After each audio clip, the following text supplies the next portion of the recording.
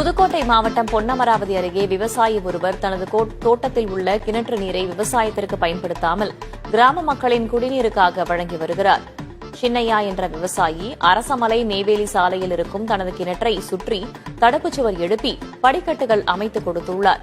இந்த கோடை காலத்திலும் 7 அடி நீர்மட்டத்தில் தண்ணீர் கிடைப்பதால் அரசமலை மட்டுமின்றி நெய்வேலி, நெருஞ்சிக்குடி, நல்லூர் உட்பட 10க்கும் மேற்பட்ட கிராம மக்கள் இந்த கிணற்று நீரை பயன்படுத்தி வருகின்றனர். உப்புத்தன்மை இல்லாத இனிப்பான இந்த நீரை கிராம மக்கள் பல கிலோமீட்டர் தூரத்திலிருந்து வந்து எடுத்துச் செல்கின்றனர். 1 கோடி ரூபாய் தருவதாக கூறியும் கிணற்றை விற்க மறுத்து மக்களின் தாகத்தை தீர்த்து வரும் சின்னையாவின் செயலை கிராம மக்கள் பாராட்டி வருகின்றனர்.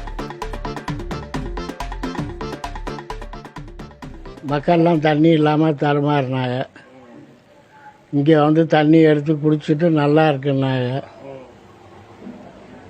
அப்புறம் நான் என்ன பண்ணேன், சுற்றி கட்டி தண்ணியை தூக்கி குடிச்சுக்கங்க, யாரும் ஒன்றும் பண்ணக்கூடாது, வேறு எதுவும் பண்ணக்கூடாது அப்படின்னு சொல்லிட்டேன்.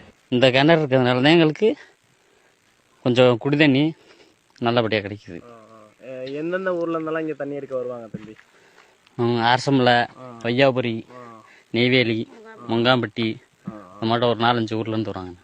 தண்ணி குடிக்க இங்கே எடுக்க வர்றான். இங்கே வந்து திருப்பைப்பு தண்ணி வருது, காலையில் வருது, ஒரு அரை மணி நேரம் வருது. அது வந்து உப்பு தண்ணியாக இருக்குது, சாப்பாடு நல்லா இல்லை, வடித்தா மஞ்சளாக இருக்குது சாதம். காலையில் கெட்டு போயிடுது. விவசாயத்துக்காக வெட்டினாங்க. இப்போ வந்து மக்கள் வந்து தண்ணி தூக்குறதுனால ஒரு 4-5 கிராமம் வந்து இங்கே தண்ணி தூக்குது. நாங்கள் வந்து நெய்வேலி கிராமம், அதனால் மக்களுக்காக இதை அப்படியே போட்டு வச்சுருக்காங்க, எந்த யூஸும் பண்ணாமல்.